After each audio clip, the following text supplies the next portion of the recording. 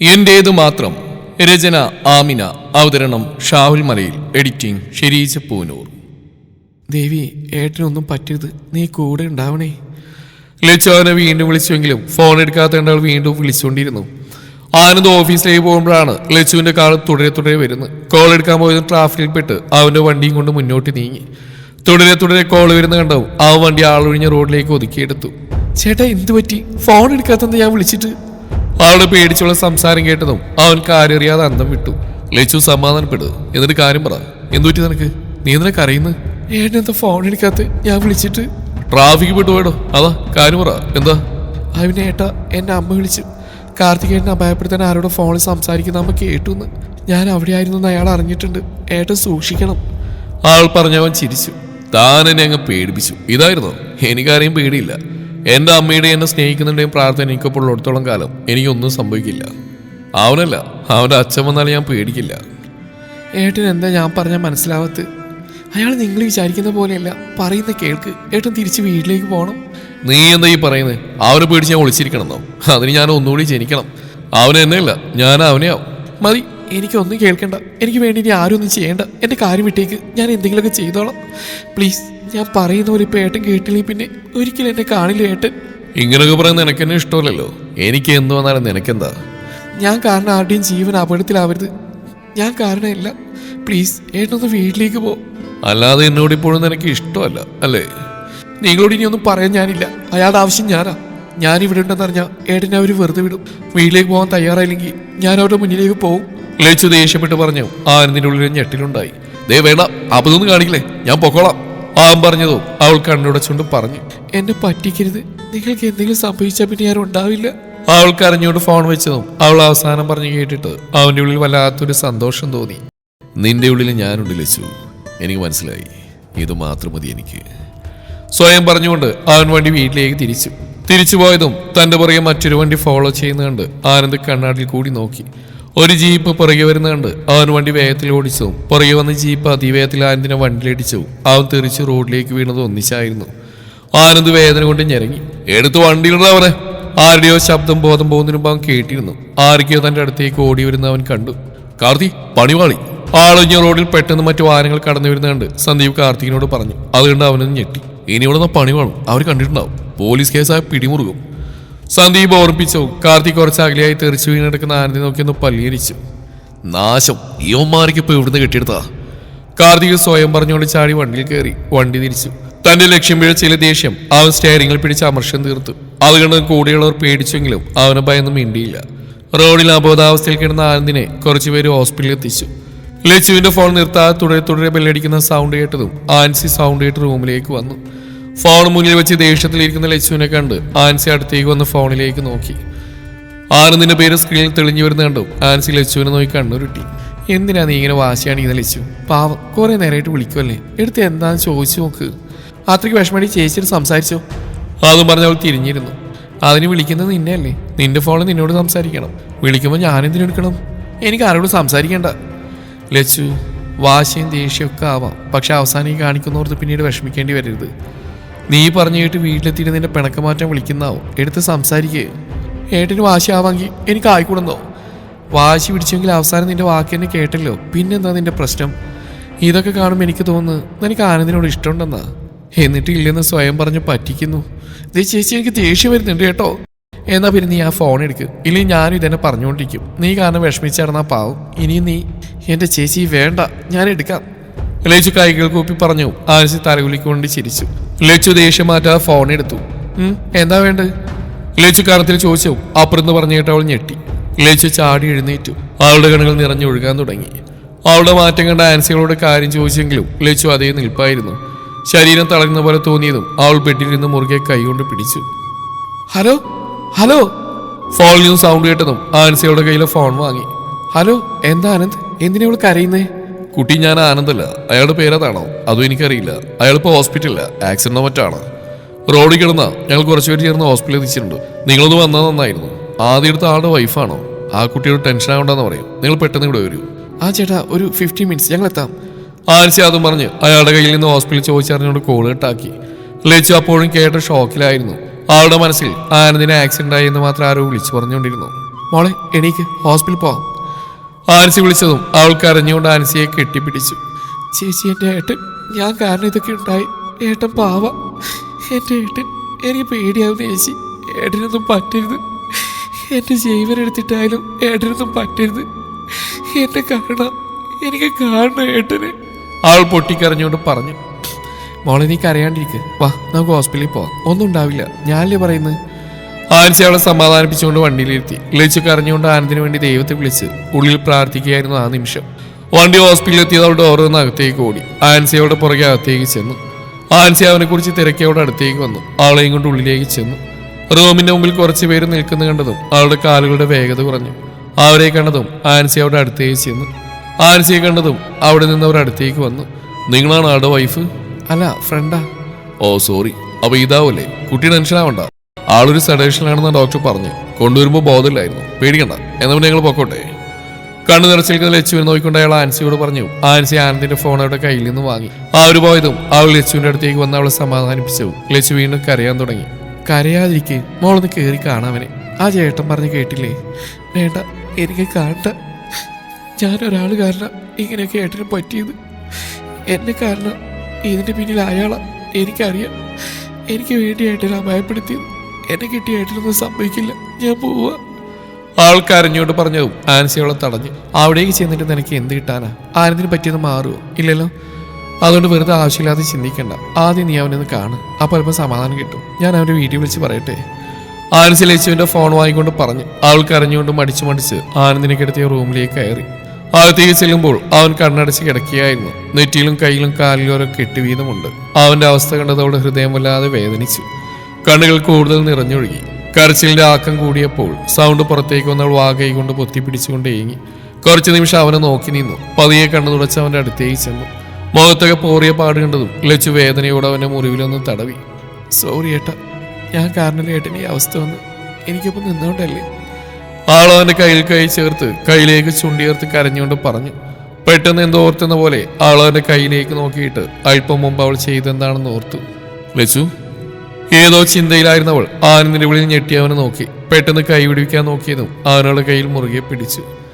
അത് അറിയാതെ സോറി. എന്നും നിന്റെ കൈകളിൽ എൻ്റെ കൈ ഇങ്ങനെ മുറുകെ പിടിച്ചടക്കാൻ എനിക്കിഷ്ടം. അതിനുവേണ്ടി എന്ത് സഹിക്കേണ്ടി വന്നാലും ഞാൻ പിന്മാറില്ല. മുന്നോട്ട് വെച്ച കാലം പിന്നോട്ട് വെക്കുന്ന സ്വഭാവം എനിക്കില്ല. ഞാൻ വേണ്ട, ഇനി എനിക്ക് വേണ്ടി ഒന്നും ചെയ്യേണ്ട. ഏട്ടനിങ്ങനെ ജീവനോടെ ഒന്ന് കണ്ടാൽ മാത്രം മതി എനിക്ക്. ഏട്ടന് തോന്നുന്നത് എനിക്ക് സഹിക്കാനാവില്ല. എന്തുകൊണ്ടാവില്ല? അതിൻ്റെ ഉത്തരം നീ എന്താ സ്വയം ചോദിക്കാത്തത്? അറിയില്ല, എനിക്കറിയില്ല. എന്നോട് ഇപ്പോൾ ഒന്നും ചോദിക്കരുത്. ഏട്ടന് വേഗം സുഖാവും. കുറച്ച് മുമ്പ് വന്ന പോലെ ഇടയ്ക്കിടയ്ക്ക് കിട്ടിയ വേഗം സുഖാവും, എനിക്ക് ഉറപ്പാ. അവനൊരു ചിരിയോടെ പറഞ്ഞു. അവൾ എൻ്റെ കൈ പതിയെ പെട്ടിലേക്ക് പിടിച്ചു വെച്ചുകൊണ്ട് എഴുന്നേറ്റു. എന്നെ ഈ അവസ്ഥയിൽ കൊണ്ടുവച്ചിട്ട് എന്നെ ഒറ്റക്കാക്കി പോവാണോ നീ? ഇനിയാവും വന്നാലേ എന്നെ കൊന്നുകളഞ്ഞാലോ? ഏട്ടാ, അവൾ ദേഷ്യത്തിൽ വിളിച്ചുകൊണ്ട് അവരെ വാ പൊത്തിപ്പിടിച്ചു. ആവശ്യമില്ലാത്ത പറഞ്ഞാലുണ്ടല്ലോ തലമുട്ട അടിച്ചു പൊട്ടിക്കും ഞാൻ. ഏട്ടന് ഇനി ആരും ഒന്നും ചെയ്യില്ല.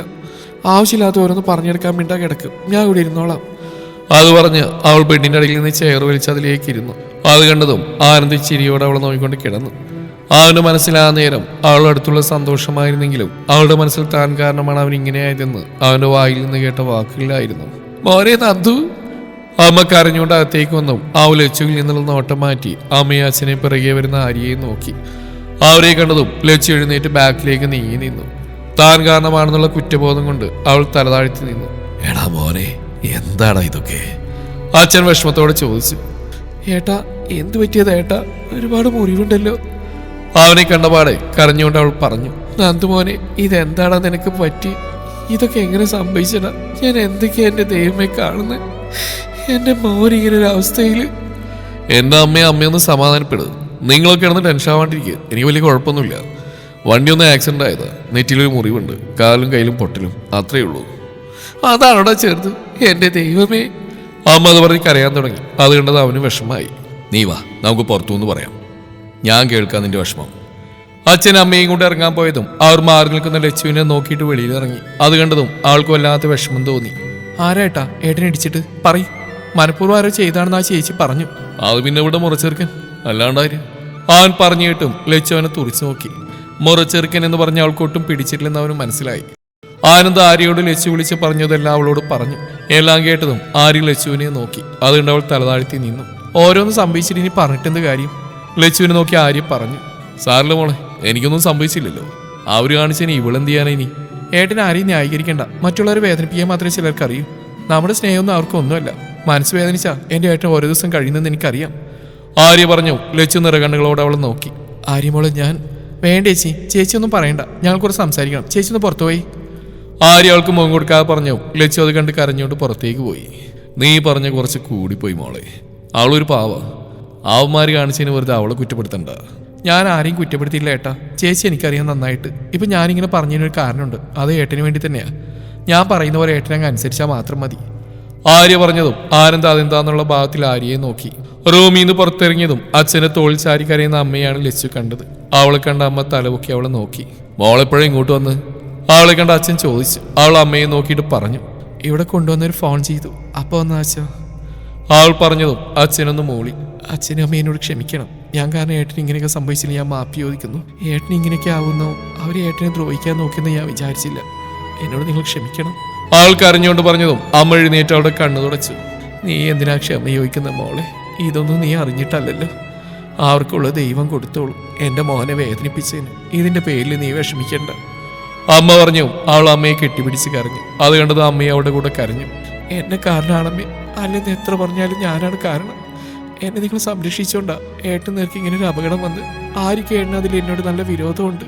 അതൊക്കെ വെറുതെയാ. മോള് വിഷമിക്കണ്ട. പെട്ടെന്നെല്ലാം സുഖാവും. മോള് പൊക്കോ. ഇവിടെ ഞങ്ങളൊക്കെ ഉണ്ടല്ലോ. അമ്മ ഇതെന്താ പറയുന്നത്? ആര്യ അതും പറഞ്ഞ അകത്തുനിന്ന് ഇറങ്ങി വന്നു. ലച്ചു അവളെ നോക്കി. ചേച്ചിയോട് എന്തിനാ പോകാൻ പറയുന്നത്? ചേച്ചിയെ സംരക്ഷിച്ച ഏട്ടനാ. അതുകൊണ്ടാ എൻ്റെ ഏട്ടന് ഈ അവസ്ഥ വന്ന്. ആര്യേ, നീ ഉണ്ടാക്ക്. അച്ഛനൊന്ന് വന്നേ, എനിക്ക് സംസാരിക്കാനുണ്ട്. അതും പറഞ്ഞ് അവൾ അച്ഛനെയും കൊണ്ട് മാറിയതും ലച്ചു അവൾ പറഞ്ഞു കേട്ട് കണ്ണു നിറച്ച് അമ്മയെ നോക്കി. അമ്മ അവളെ സമാധാനിപ്പിച്ചുവെങ്കിലും അത് കേട്ട് അവൾക്ക് വല്ലാത്ത വിഷമം തോന്നി.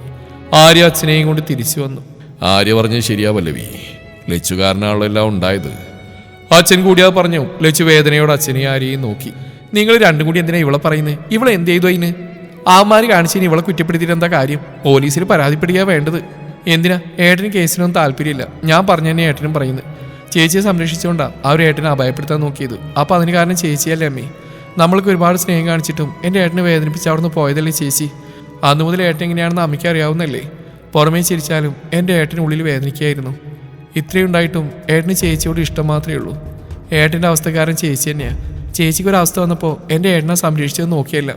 അതുകൊണ്ട് ചേച്ചിക്കാരനുണ്ടായ ഈ അവസ്ഥയിൽ ഏട്ടനെ ചേച്ചി നോക്കണം, സംരക്ഷിക്കണം. ഏട്ടൻ്റെ ആവശ്യങ്ങളെല്ലാം നടത്തി കൊടുക്കണം. അത് ചേച്ചിയുടെ കടമയാണ്. ആര്യേ, നീ ഇതൊക്കെയായി പറയുന്നത്? അവളെങ്ങനെ അവൻ്റെ കാര്യം നോക്കാനാ? അതിനിവിടെ ഞാനുണ്ട്. എന്തുകൊണ്ട് നോക്കിക്കൂടാ? ഏട്ടനെ നോക്കേണ്ട ചേച്ചി തന്നെയാ. ഈ അവസ്ഥ വന്ന അതുകൊണ്ടല്ലേ? നമുക്ക് ഞാൻ പറയുന്നൊന്നും ഇപ്പോൾ മനസ്സിലാവില്ല. കാരണേ നീ പറയുന്നത് അങ്ങനെയുള്ളതാ. അമ്മ എൻ്റെ കൂടെ ഞാൻ പറഞ്ഞുതരാം. ഇവിടുന്ന് പറയാൻ കുറച്ച് ബുദ്ധിമുട്ടുണ്ട്. ആര്യ വിളിച്ചും അമ്മയെ നിരസിച്ചു. ചെല്ല് പല്ലവി, അവള് പറയുന്ന ആദ്യം നീ കേൾക്ക്, എന്നിട്ട് തീരുമാനിക്കുക. അച്ഛൻ പറഞ്ഞു. അമ്മ മനസ്സോടെ ആര്യ ദേഷ്യത്തിൽ നോക്കിക്കൊണ്ട് അവളുടെ കൂടെ നടന്നു. ലച്ചു അച്ഛനെ നോക്കിയെങ്കിലും അച്ഛൻ അവളെ നോക്കി ചിരിച്ചുകൊണ്ട് അവിടെ ഇരുന്നു. അവളെല്ലാം കേട്ട് വേദനയോടെ അവിടെ ഭിത്തിയിൽ ചാരി നിന്ന് നിറഞ്ഞ കണ്ണുകൾ തുടച്ചുകൊണ്ടിരുന്നു. ഹോസ്പിറ്റൽ വരെ ഒന്ന് പോയിട്ട് വരായിരുന്നു അമ്മേ. പ്രിയയുടെ മുറിയിലിരുന്ന് ഫോണിൽ എന്തോ ചെയ്യുന്ന സുമതിയുടെ അടുത്തേക്ക് വന്ന് കാവ്യ പറഞ്ഞു. അപ്പോഴേക്കും ബാത്റൂമിലായിരുന്ന പ്രിയ മുഖം ടവൽ കൊണ്ട് തുടച്ചുകൊണ്ട് ഇറങ്ങി വന്നു. കാവ്യ പറഞ്ഞിട്ടോ കേൾക്കാത്ത ഭാഗത്തിലിരിക്കുകയാണ് സുമതി. അമ്മേ, ഞാൻ അമ്മയോടായി പറയുന്നത്. ഏട്ടൻ ആക്സിഡന്റ് ആയിട്ട് ഹോസ്പിറ്റലല്ലേ? നമുക്ക് കാണ്ടേ പോയി. ആൾ വീണ്ടും ചോദിച്ചു. അവരവളെ ദേഷ്യത്തോടെ നോക്കി. എന്തിനു പോണം? അവിടെ കിടന്ന് നിന്റെ ആദ്യമൊന്നുമല്ലല്ലോ. പിന്നെ നിനക്കെന്താടി ഇത്രയും തരണം? അവർ ദേഷ്യപ്പെട്ടുകൊണ്ട് ചോദിച്ചു. അത് എന്നെയും കൂടി ഏട്ടനാ. അതുകൊണ്ട് എനിക്ക് കുറച്ച് ദണ്ണമുണ്ട്. നിങ്ങൾക്ക് രണ്ടിനും അവരോട് അങ്ങനെ സ്നേഹം കാണില്ല. പക്ഷെ എനിക്ക് അങ്ങനെ കാണാനാവില്ല. പ്രിയ, നീ ഇത് തന്നെയാണ് തീരുമാനിച്ചിരിക്കുന്നത്? ഇതാണോ നിന്റെ സ്നേഹം? കാവ്യ പുച്ഛത്തോടെ ചോദിച്ചു. അത് കേട്ടും പ്രിയ സുമതിയെ നോക്കി. അമ്മ പറയുന്നത് തന്നെയാ എന്റെയും തീരുമാനം പ്രിയ. അപ്പൊ രണ്ടുപേരും ഉറപ്പിച്ചിട്ടല്ലേ? നിങ്ങളെ കരുതിയാ ഞാൻ അവർക്കൊപ്പം പോകാൻ നിന്ന്? ആര് പറഞ്ഞേടി നിന്നോട് ഞങ്ങൾക്കൊപ്പം നിൽക്കാൻ? നിനക്ക് അവരല്ലേ അല്ല? ആക്സിഡന്റ് ആയിട്ട് ഞാൻ ഈ വീട്ടിലുണ്ടായിട്ട് എന്നോടൊരു വാക്ക് പറഞ്ഞില്ലല്ലോ അവരാരും. അല്ലെങ്കിൽ തന്നെ ഞങ്ങൾ എന്തിനു പോയി കാണണം? അവനിവിടെ വേദനിപ്പിച്ചിട്ടല്ലേ ഉള്ളൂ, അല്ലാതെ വലിയ ഉപകാരമൊന്നും ചെയ്തിട്ടില്ലല്ലോ. അമ്മയ്ക്ക് നിനക്കൊരു അല്പെങ്കിലും മനസാക്ഷിയുണ്ടോ? ഒരാൾ ഹോസ്പിറ്റലിൽ കിടക്കുമ്പോഴാണോ ഇങ്ങനെ വൈരാഗ്യം തീർക്കുന്നത്? ഏട്ടനോട് വലിയ സ്നേഹമാണെന്ന് പറഞ്ഞ നീ തന്നെയാണോ ഇപ്പൊ അമ്മയുടെ വാക്ക് കേൾക്കുന്നത്? കഷ്ടമാണ് പ്രിയ നിന്റെ കാര്യം. നിനക്ക് ഒരിക്കലും ഏട്ടനെ കിട്ടാൻ പോണില്ല. എന്തുകൊണ്ട് ഏട്ടനൊപ്പം നിൽക്കുന്ന ലച്ചേച്ചി തന്നെയാണ് ഏട്ടന് നല്ല. കാവ്യ ദേഷ്യം കൊണ്ട് പറഞ്ഞു. അവൾ അവിടെ എത്തിയോ? പിന്നെ എല്ലാവരും നിന്നെ പോലെയാണെന്ന് കരുതിയോ? അവളല്ലേ എല്ലാത്തിനും കാരണം. അവനെ കൊല്ലാൻ നോക്കി തന്നെ അവിടെ ആരെങ്കിലും ആവും. പുറത്താക്കേണ്ടതൊക്കെ പിടിച്ച് കുടുംബത്തിൽ കയറ്റി എങ്ങനെ ഇരിക്കും? നിന്റെ ആൻറ്റി കുറെ ഡയലോഗ് അടിച്ചാണല്ലോ അവളെ പറ്റി. എന്നിട്ടിപ്പോൾ എന്തായി? അവളിയും തന്നെ സ്വന്തം മോർണിംഗ് ഒരു പണിയും കിട്ടി. എൻ്റെ മോളെ വേദനിപ്പിച്ചാലും ദൈവം കൊടുത്താ ഇത്.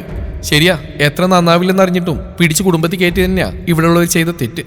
ഏട്ടൻ്റെ നല്ല മനസ്സുകൊണ്ട് തന്നെയാ ഇത്രയും പ്രശ്നം ഉണ്ടായിട്ട് ഏട്ടൻ ലച്ചു വെച്ചിരിക്കുമ്പോൾ നിന്ന്. ഇവളുടെ സങ്കടം കണ്ട് ദൈവം കൊടുത്ത ശിക്ഷയായിരുന്നെങ്കിലേ ഏട്ടനൊന്നും ഉണ്ടാവില്ലായിരുന്നു. ഇതെല്ലാവരുടെയും പ്രാർത്ഥന കൊണ്ട് ഏട്ടൻ രക്ഷപ്പെട്ടതാ. ദൈവം ഏട്ടൻ്റെ കൂടെയാ. നീ എന്താടി ഞങ്ങളെ പഠിപ്പിക്കുകയാണോ? ഞങ്ങളെ പഠിപ്പിച്ചപ്പോൾ ബാക്കിയുള്ളവർ കിടക്കുന്നത് കണ്ടല്ലോ, അതുപോലെ ആവും നിന്റെ അവസ്ഥ. എന്തായാലും അമ്മയെ പോലെ എല്ലാവരും. അതുകൊണ്ട് അങ്ങനെ ഒരു ഗതി എനിക്കുണ്ടാവില്ല. ഉണ്ടായാലും ഇവിടെയുള്ളവരെല്ലാം എനിക്കൊപ്പം ഉണ്ടാവും. തുടരും ഈ കഥയുടെ ബാക്കി ഭാഗം നാളെ ഇതേ സമയം.